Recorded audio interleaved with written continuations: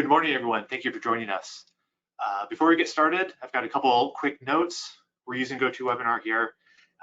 On the right-hand side, you should have an option for asking questions. As we go through this briefing, feel free to type in any questions. We'll keep an eye on those and address them at the end. We also have on the right-hand side on our handouts the agenda, the speaker list, and who's going to be talking and in what order. We'll go through this, and at the end, we'll hold all questions until the very end. And with that, I'll say aloha and welcome to the 2021 Central Pacific Hurricane Season Outlook release. My name is John Bravender. I'm the Warning Coordination Meteorologist at the National Weather Service Central Pacific Hurricane Center. This is our second year going into hurricane season and only being able to connect virtually. Things are getting better, of course, and it seems that the light at the end of the tunnel is most likely not a train. But still, I want to thank you for taking the time to join us today.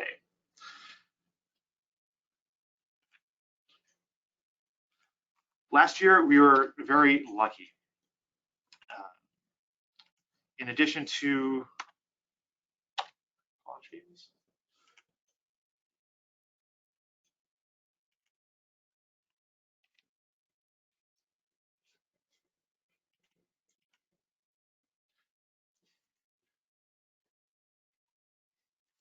Last year, we were quite lucky. And it also provided a graphic that I'll probably be using in presentations for years to come. In 2015, with the record-setting number of tropical cyclones we saw, it didn't put us in the crosshairs like we saw last year with our below average season. So as we head into this hurricane season, we need to prepare in case we aren't as lucky. And as we saw this past wet season, we don't need a hurricane to produce wind damage or catastrophic flooding across the islands. With that in mind, I'd like to introduce our first speaker, Kevin Kodama, Senior Service Hydrologist at the National Weather Service Weather Forecast Office in Honolulu, with our Hawaii wet season review and dry season outlook. Kevin? Thank you, John. Well, we had an interesting October through April wet season. It started with a strengthening La Nina in the Pacific and severe or extreme drought in portions of every county in the state.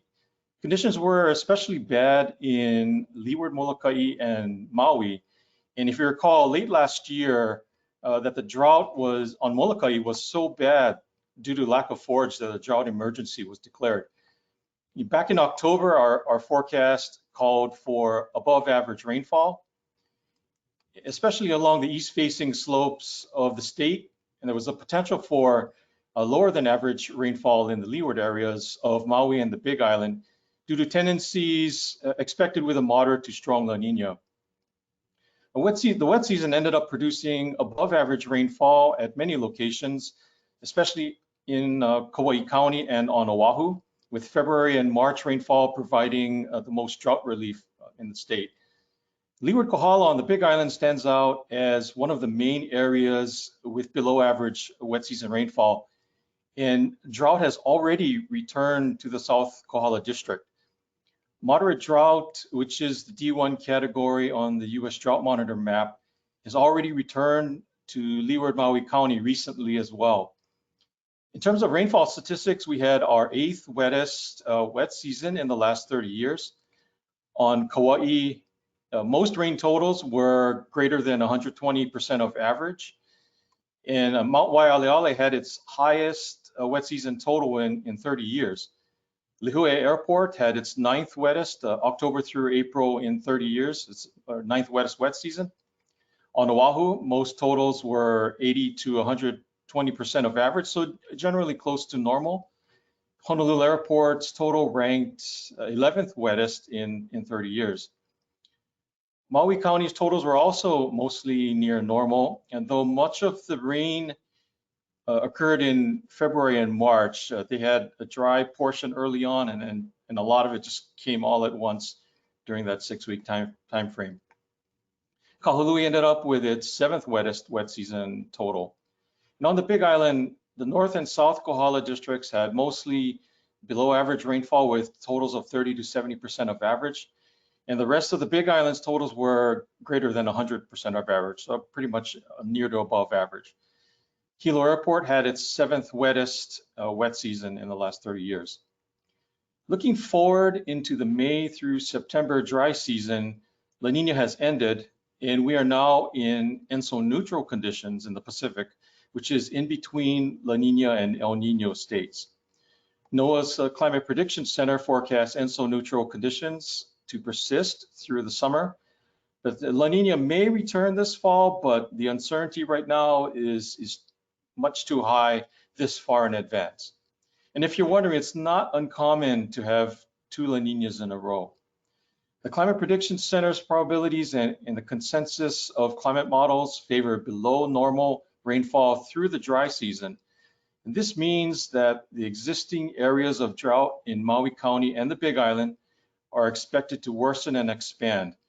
We'll probably, or maybe even possibly be seeing extreme drought or the D3 drought monitor category again by the end of September for portions of Leeward Maui County and Leeward Big Island. New areas of drought are expected to develop in the leeward areas of Oahu and Kauai County by midsummer, with some spots reaching possibly severe drought or the D2 category. And this will mainly be felt by the agriculture sector in the form of forage and pastures being degraded by the dry conditions. Some windward areas could see moderate or possibly even severe drought this summer, but windward drought is different. And what you'll see during the summertime with windward drought is that it often involves a normal number of days with rainfall, but a lower than normal amount of rain per day. So what you would normally expect every day from rainfall, you could even see about half or so of the amount of daily rainfall. So this means that water supply systems that depend on surface water or rainfall catchment will be the most vulnerable to this type of condition. And that's all I have, and I'll be available for questions at the end of this media briefing. The wet season media advisory will be posted on our top news section of our webpage at weather.gov/HFO. And the media advisory will also have links to rainfall maps with more details on station totals. Yep, thank you.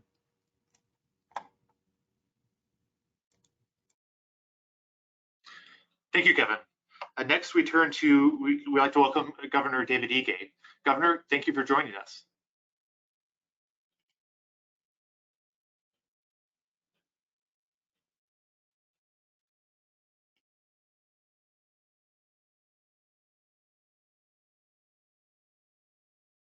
Thanks, John. Appreciate that. I do remember that 2015 season. It seemed like the Emergency Operations Center was activated for 3 or 4 months out of that season. As all of you know, we've been very focused on COVID-19 response and the threat that it presents to our community. But as we move and approach June, we have to begin to prepare for our hurricane season, which starts June 1st. Last year, Hurricane Douglas threatened every county in the state of Hawaii, and it looked like one of those exercises that we go through in the worst case scenario, having significant impact on every single island in every single county. We were fortunate that the path changed and it did not have that impact. But we must be prepared for what the new hurricane season brings to us. As we all remember, in 2018, we saw several tropical cyclones that year, and Hurricane Lane and Tropical Storm Olivia impacting the state significantly. And we do know, and we've seen these rain bomb events where it doesn't require a hurricane to have significant impact in our community. So as we approach June, we really have to ramp up our preparations in order that we can ensure the safety and well-being of our families and loved ones. So I am presenting a proclamation today to bring awareness for the importance of preparing for hurricane season. We will be declaring a week to share information and really focus on all the actions that each and every one of us can take to be prepared as we approach hurricane season. We do know and we continue to encourage all of our residents to check their hurricane kits, make sure that they have adequate food and supplies. And really, now is the time to reactivate your hurricane preparedness and really be prepared for what would happen should a hurricane strike. And with that, I'll turn it back over to you, John.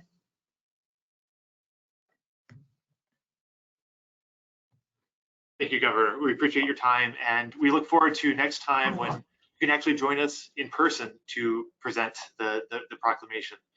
Chris, would you like to give a quick look?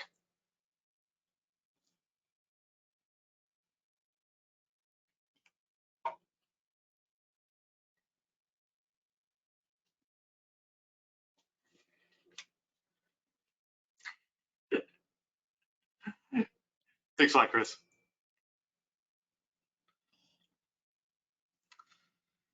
And next, we'll turn to Mr. Robert Fenton, the Regional Administrator for FEMA Region 9. Bob? Yeah, John, this is Bob. Can you hear me? Yep, we can hear you. Do you see me? Cannot.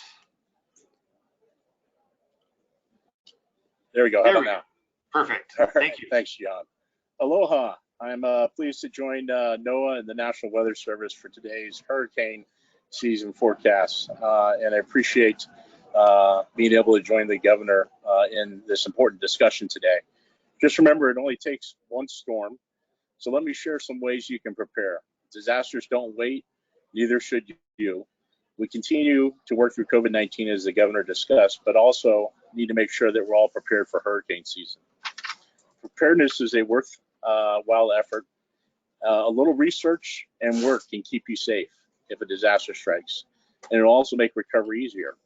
Know what to do when a disaster strikes. FEMA's website at ready.gov/Hawaii has information for individuals, families, kids, and businesses on how to prepare for disasters.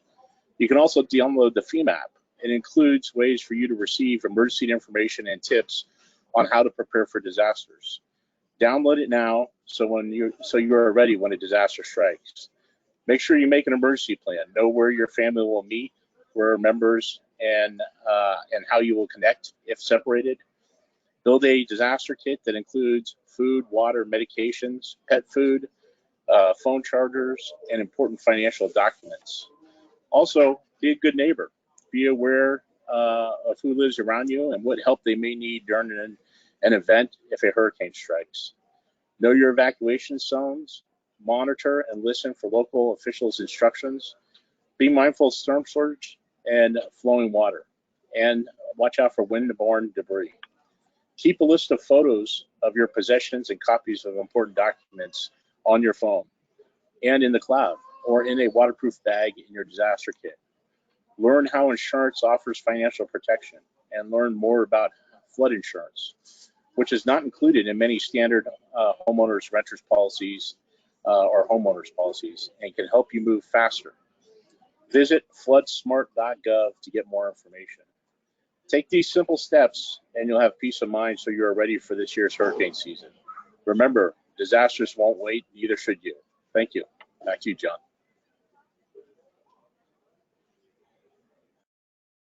Thank you, Bob. We appreciate you taking the time to join us as well.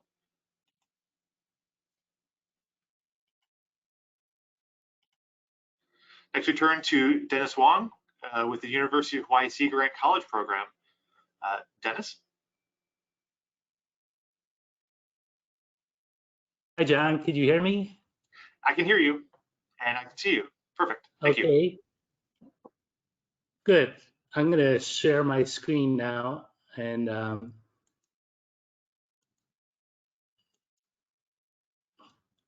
I'm Dennis Hwang with the University of Hawaii Sea Grant College Program. Let me just make some adjustments here. Okay, so I just want to talk about preparing for the 2021 hurricane season and beyond. And the reason we say beyond is because there are a lot of things you could do now for a hurricane season. And then there are a few things we suggest that may take a month or two, but you should still act now because it could help you, whether it be this hurricane season or the next. And a lot of the information we're going to provide is in the Homeowner's Handbook to Prepare for Natural Hazards, which is free online. Here's a quick to-do list. Have your emergency supplies, 14-day supply, and also a go bag if evacuation is part of your plan. I'm not going to cover that in much detail. It's in the book, and both the governor and Bob Fema mentioned this already. Have an emergency plan, and it's very important to know your hazard zone. We're going to go over this shortly. Where do you shelter? And it could be your place, a friend's, a relative's, or public shelter as a last resort. And remember, for a hurricane, there's a triple threat: coastal waves, inland flooding, and wind. And each threat by itself can prevent you from sheltering in your home. So important to know your hazard zones. We're going to cover that. And so here's some quick to-do things, items for your house. Clear debris, clutter, and junk in your yard.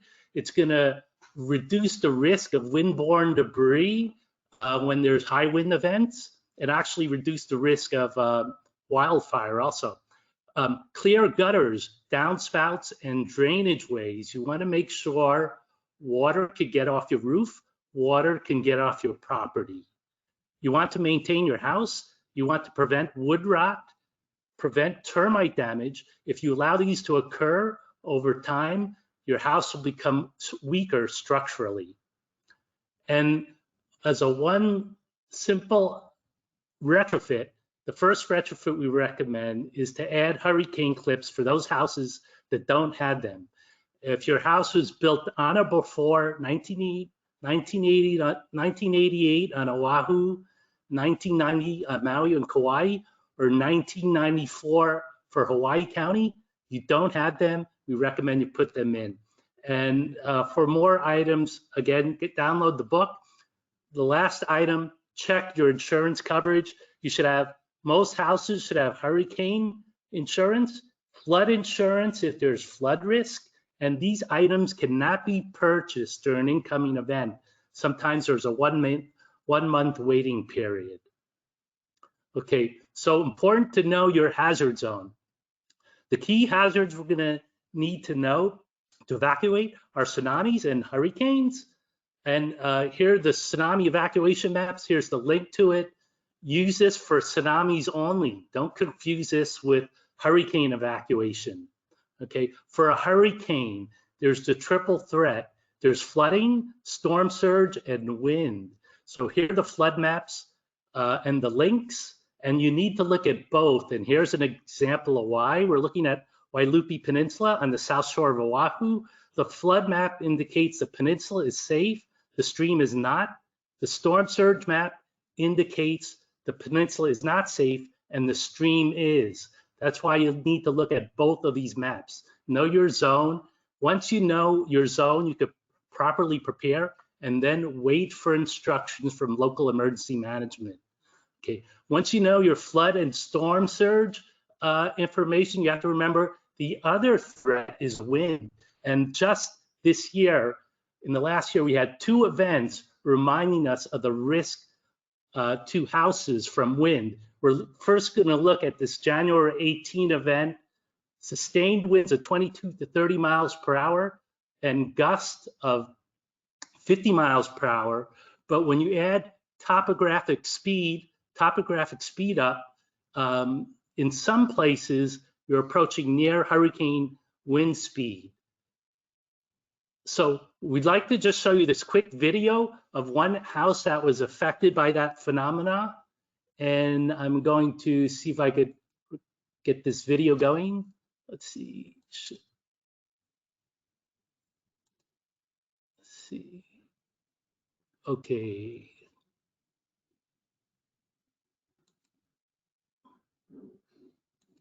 See if I can get this video.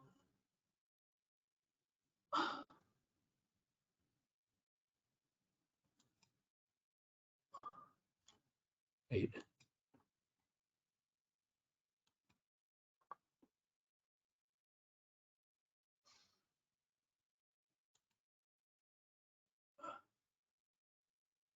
John, do you think you could play it from your end? Sure, can do. I'm going to stop sharing my screen, and then we'll go back to you. You could play that video, John.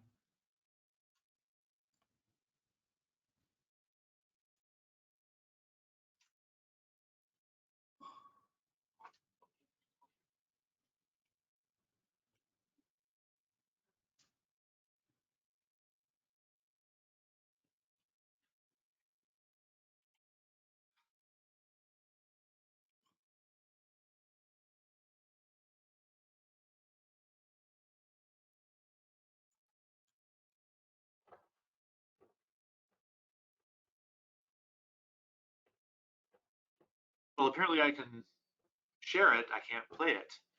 Hey, Leanne, can you give it a shot? Thank you, John. Okay, could you see my screen now? So, there we go.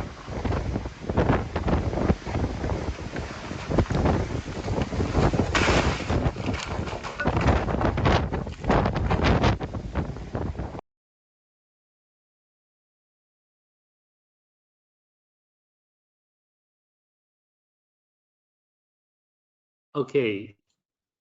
Well, I hope you could have seen that video. And what you're seeing is that's at Manalani Heights, and it's sustained winds of 30 miles per hour with gusts of 50 miles per hour.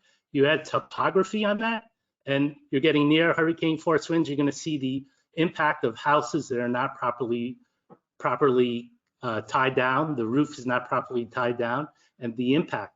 So when there's a hurricane, you're not going to have sustained winds of 30 miles per hour. Douglas, you would have sustained winds of 74 miles per hour. And on top of that, you would have gust and topographic effects.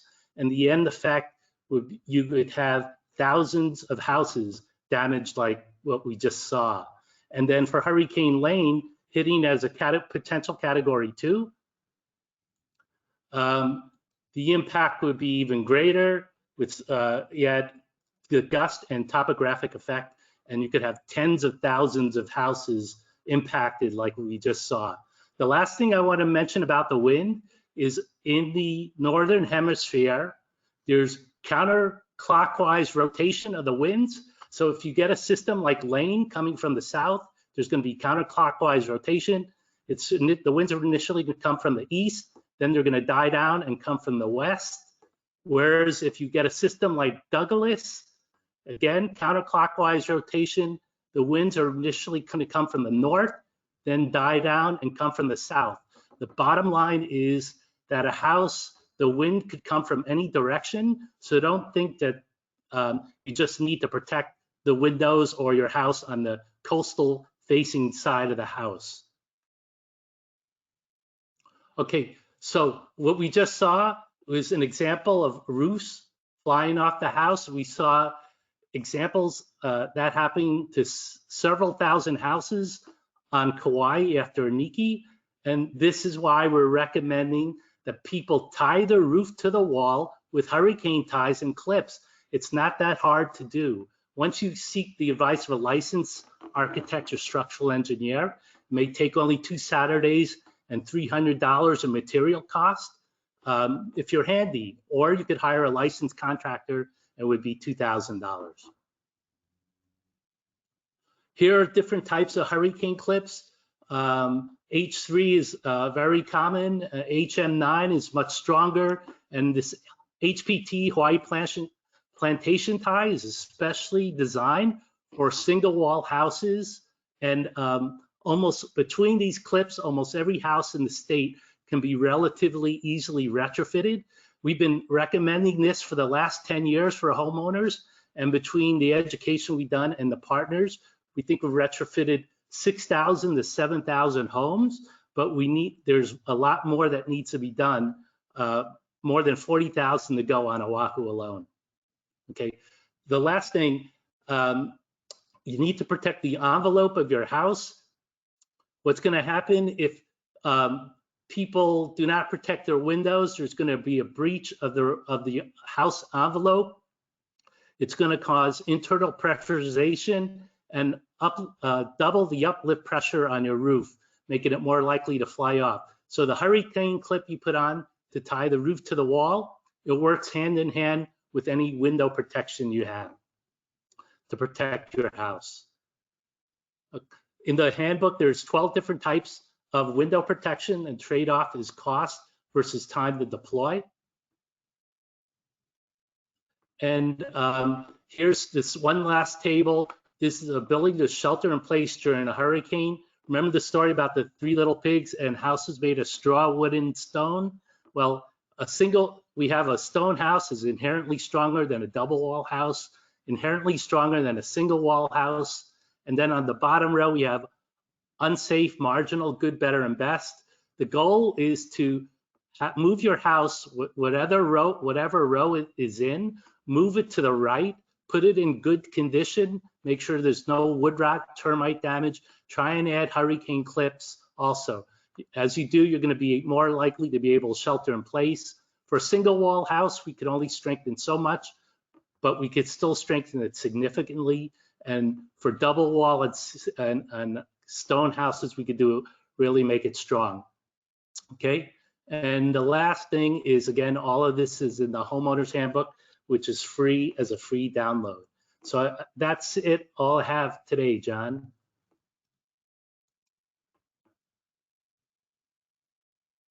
Great, thank you very much, Dennis. And for everyone here, afterwards, we'll send out information that we've discussed here, including direct links to the free PDF version of the homeowner's handbook.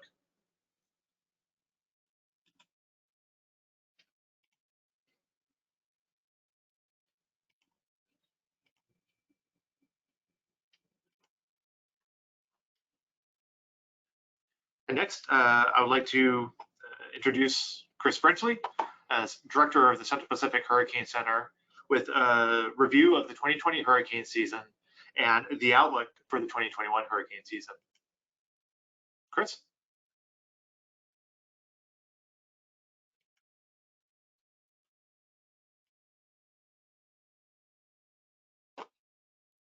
Thank you, John. Aloha, everyone.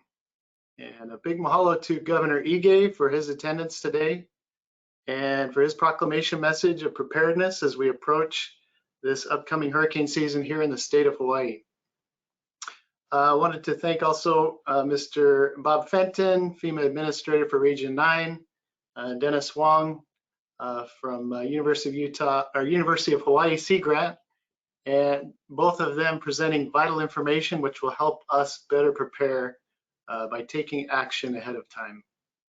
And thank you also to our additional virtual panelists and guests today. Really appreciate their support and assistance. Luke Myers, Administrator, Hawaii Emergency Management Agency, Maria Lutz, Regional Disaster Officer at the American Red Cross. Thank you for your time and support, as well as Matt Rosencrans at NOAA Climate Prediction Center and his team of climate scientists working and expertise in developing this seasonal outlook. We appreciate all the efforts today of all the people of Hawaii to be more weather ready and to build community resilience. Every little thing that you do does make a difference. So as we look at last year's hurricane season tracks, we can remember the red line there crossing just to the north of all of the main Hawaiian islands, We remember late July last year, Hurricane Douglas, and the near threat that it presented to all of us here in the state of Hawaii. It was not an active season, but all it took was one, and it was an intense hurricane as it passed by the islands. We were lucky. As we look at what historically what we see season to season here in the Central Pacific, we can see that it varies from year to year. Some years we have a very active season, such as 2015. You can see that bar chart going way off the, almost off the chart there. And other seasons, many of you have been here since the 70s where there were zero. We can hope for a zero and certainly wish for a zero season this year, but we can't plan for that. So as we look at a typical season, we have 4 to 5 tropical cyclones in the Central Pacific Basin. So there's a number of factors that go into devising a seasonal outlook. As you can see there, many of them are tied to what's going on in the ocean, in the Pacific Ocean. As you can see, that conditions for the El Nino are not present, and that's denoted by cooler than normal sea surface temperatures near the equator. Those are not present and not expected to be present through the year. It tends to have a decreasing effect on our cyclones in the Central Pacific. In addition, the sea surface temperatures in the typical tropical cyclone generation region are below normal and expected to continue below normal, which should also have a depressing effect on the number of cyclones in our basin. Counterbalancing this is a longer period of activity in the Pacific over the past several years. And to the extent that this will counterbalance those negative factors, give some uncertainty to our seasonal outlook. So as we look at 2021, the expectation for the season as a whole, the expectation is for 2 to 5 tropical cyclones, including tropical depressions, tropical storms, and hurricanes in the Central Pacific Basin this season. There's an 80% chance and probability of a near or below normal season following those factors that we just discussed. And again, a big reminder, a big caveat asterisk is that this is not a prediction of forecasts for hurricane landfalls. This is the number of cyclones in the basin. As we have experienced in previous hurricane seasons, it only takes one direct hit, as in 1992 with Hurricane Iniki, or even a close call, as in last year with Hurricane Douglas, to have a major impact on daily life here in the Hawaiian Islands. Take time to prepare now and make a preparedness plan so that you and your family can stay healthy and safe this season. Mahalo, and I'll turn the time back over to you, John.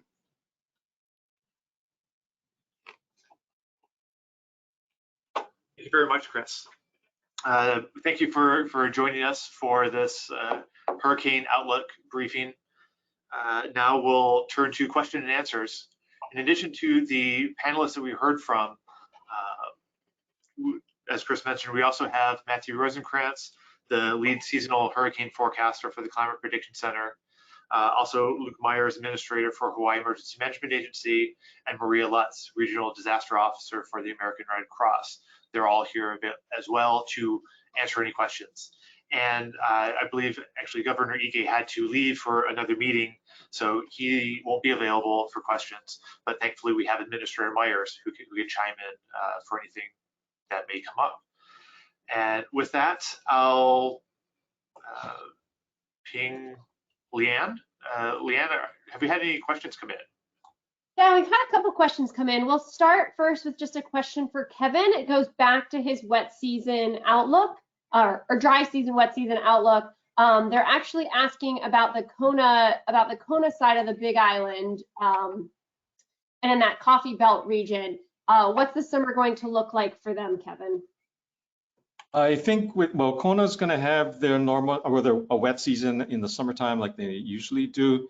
But I think in terms of rainfall, they're not going to be as wet as they have been in recent summers. And so maybe a near to below average season for the rainfall this summer. Great, thanks, Kevin. And just one more. This one goes back to something you were talking about last year with or maybe back in from even 2018 about the aerosol emissions from Kilauea.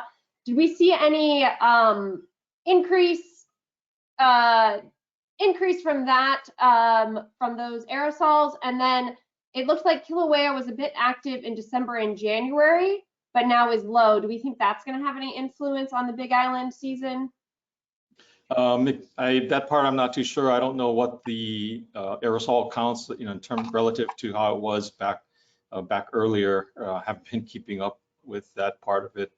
But as mentioned before, previously, that when you do have a lot of aerosols, then it actually has a tendency to reduce the amount of rainfall. And so if it is lower right now, then it wouldn't have as much of a suppressing impact on rainfall, and we would have more of a normal type of rainfall. But just in terms of the climate, what's going on right now, I would expect them to have near to below average rainfall that they would usually get. And again, I'm not sure on what the amount of aerosols that is occurring right now out of Kilauea. Great, thank you, Kevin. This question, maybe Matt from CPC could answer. There was a question about, climate change and increasing warm ocean temperatures, and is this going to cause more frequent or more powerful storms? Has there been any evidence of this in recent years, and what does that mean for future hurricane seasons? Yeah, so climate change has been linked. Latest research as a consortium from NOAA researchers, along with our private sector and academic partners, climate change has been positively linked to an increase in the number of Category 4 and 5 storms. So once a storm forms, can it get to that higher level of intensity? They have been also linked. Climate change has also been linked to a 3% increase in the amount of rainfall from any given storm, as well as a slightly further north portion of when the storm will actually turn and kind of start moving from south to north and kind of take on and become less tropical. So those are the only three parts of the tropical that climate change has been linked to. It hasn't been linked to the number of storms, at least in the East Pacific and the Atlantic. So it hasn't been linked to the numbers of storms at all. Great, thank you, Matt. The next question is for Dennis, asking about metal roofing and what's the best way to make sure if you have a metal roof that it can withstand the stronger winds? Okay, for metal roofing, there's a lot of guidebooks on how to deal with metal roofing. We cover roofing a lot. We have specific guidance for asphalt shingle roofing, but for metal roofing, it's generally pretty strong for hurricane winds. You got to make sure that it's fastened down, really tied down to the framing of your roof. And also for roofing, we really encourage people to make what's called a sealed roof. So if it's possible to put it's called a modified asphalt bitumen layer. It's almost like it's a rolled down sheet that you put on your roof, and it's in the handbook. You may be able to put that between your metal roofing and your framing. But yeah, those are the two things. Actually, the roofing is several components. The roofing to your framing and the framing to your house, all of those got to be strong. It's all in the handbook. Great, thank you, Dennis. The next question, we're going to switch over to Luke from HIEMA. There's a couple questions on how, if shelters are needed this year, how is that going to change from last year due to the pandemic and the vaccine rollout, et cetera? Yes, ma'am. Good morning. One of the big changes that we're going to have this summer versus last summer is we're going to have a lot of visitors here to the state. Where we are with vaccination in CONUS and here within the islands, we anticipate and have seen more visitors. So working with each of the counties and Red Cross, we will still be working in an environment where we'll be doing the non-congregate care sheltering, and there'll be specific operations for each of those counties. Great, thank you, Luke. We're gonna go back over to either Chris or Matt. They, in Chris's explanation of why we're going to see the type of season we're going to see, he mentioned that the sea surface temperatures are cooler along the equator and in the cyclone generation zone for the Central Pacific. How much cooler is the water to the northeast of the state? Since the waters are cooler, is there any correlation to the intensity of the storms we're expecting this year?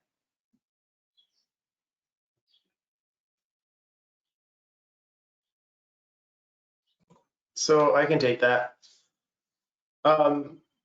There is a correlation in overall many years about how much the sea surface temperature pattern and configuration in the Pacific that is kind of contained in the ENSO outlook, but it's also contained in what's called the Pacific Decatal Oscillation, which is a pattern of kind of north-south patterns of sea surface temperatures in the Pacific.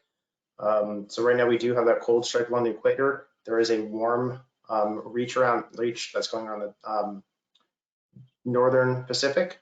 So you have that kind of warm over cold. That's very indicative of a negative Pacific Decadal Oscillation, which can decrease the amount of tropical cyclones, tropical storms and hurricanes that come to the region. Right now, looking at the data, there is slightly below normal temperatures, about 300 to 500 miles east-northeast of the islands, and then near to below normal temperatures all in the southeast through southwest of the islands as well. So kind of generally most anywhere east of the islands do have near to below normal temperatures. Great, thank you, Matt. If anyone has any other questions, you can also use the little raise your hand button, and I can try to unmute you if you'd like to ask that question. Otherwise, you can keep putting them in to the question box.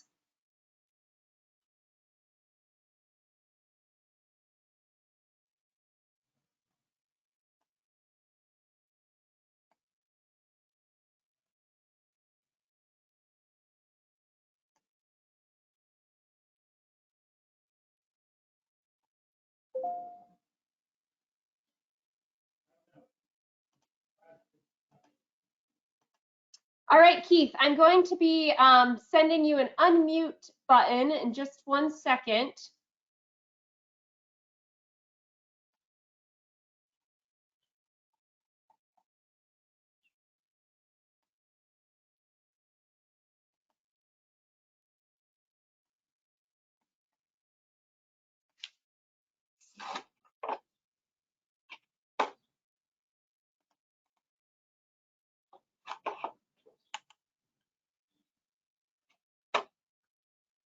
All right, Keith, sorry for that delay. I sent you an unmute button. Are you able to unmute yourself now and ask your question?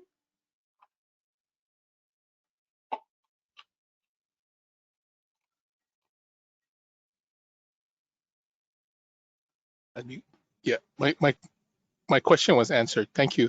Oh, okay, great. Thank you, Keith.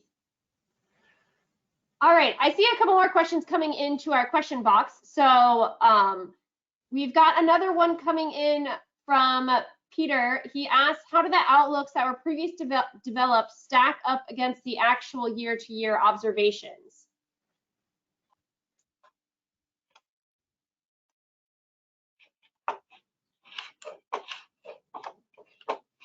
So the NOAA outlooks are given with a 70% confidence interval, which means out of all the outlooks that we issue and all the tools that we take in, They have a spread to them. We run ensemble models, look at different cases, and we pull the middle 70th percentiles for those forecasts. So there's a 70% accuracy rate in these. Typically, that's with the models. You can see a few years ago, there wasn't as much. There was more analogs, less numerical models. So about 2008, 2009, we started to really get good data from the numerical models. That was really able to let us key on that middle 70% range. Great, thank you, Matt. We have another question. Maybe Kevin can answer this one. It's about some of the records that Hilo's been seeing for several record-tying heat days this month. Is this a trend that is expected to continue throughout the summer?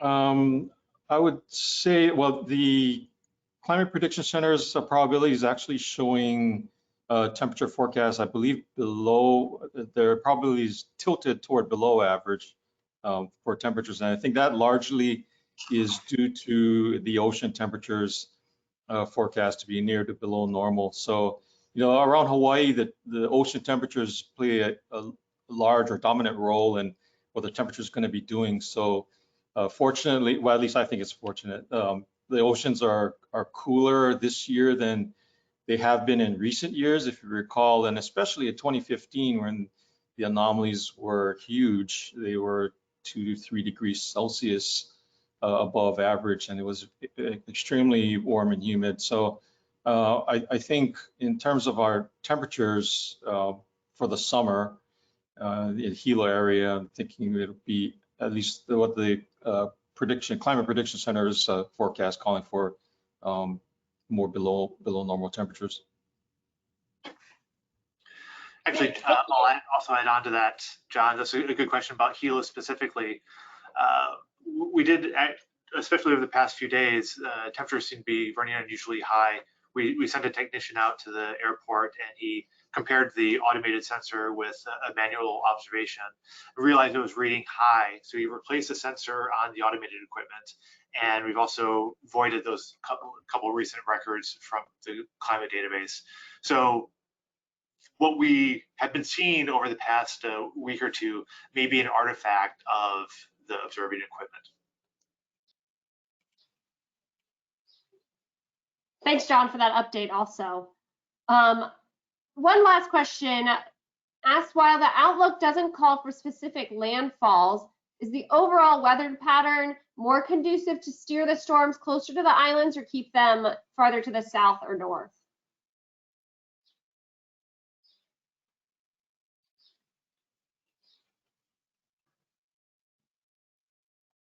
So I can take that one. Landfall forecasts, typically during El Niños, you have a lot more storms closer to Hawaii, so you have more of a chance of storms coming near the islands.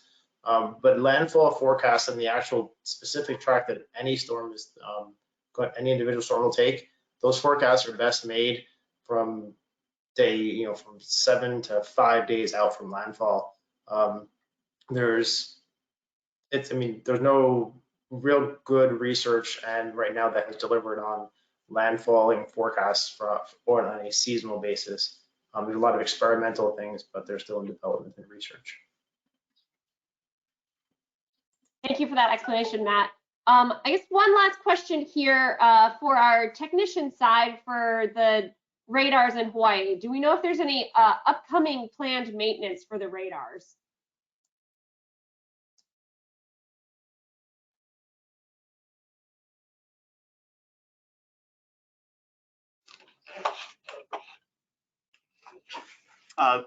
Michael, that's a good question. Obviously, you remember last year we had the service life extension program that had taken the radars out for the first part of the season. There's nothing planned like that for this year. There are future service life extension plans that need to be done eventually, but there's none scheduled for 2021 or even after that, nothing concrete. So for this hurricane season, knock on wood, radar should be good to go. Great, thank you, John. We have a question now for Maria from the Red Cross. Can you provide any guidance on what to bring to the shelter if you do need to go? Okay, hi. So for going to the shelter, you'll need to bring your whole family kit with you. So that would be a gallon of water per person per day. And I would say make an estimate that you would be there for at least 3 days. So 3 days worth of supplies should work pretty well. Just because the water could be very heavy to bring. You also want to bring canned food. You'd want to also have a mask, and to make sure that you had a can opener to make sure that you could actually access the food that you've brought with you. And also bring something to keep you comfortable, like a blanket or a mat or something to sleep on, just because cots will not be set up in the evacuation shelters. Great, thanks, Maria. And we did have one comment from Harold in our question that also says, don't forget your pet supplies if you are going to one of the pet-friendly shelters. Absolutely. Good point, Hero. Thank you.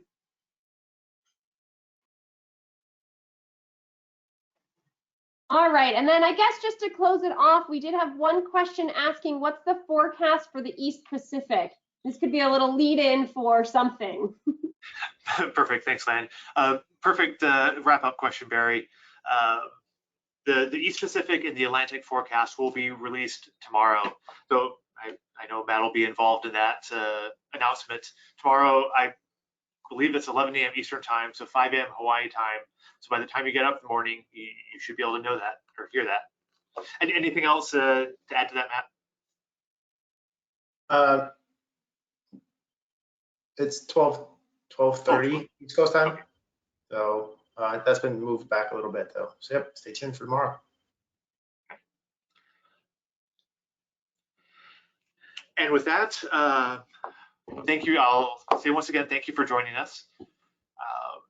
To recap, all the information that we provided here, I'll send that out in an email, updates with the information we provided, hard copies of the wet season summary, dry season outlook, the hurricane season outlook, additional information, homeowners handbook link. We'll send that to our media and briefing email list. If you didn't get that, if you didn't get this invitation from us, if it was forwarded to you, those people will receive it and hopefully we'll pass along as well. And with that, I say thank you, and here's to having not just hopefully a quiet hurricane season, but one that keeps everything away from Hawaii. Thank you for joining us, and have a good rest of the day.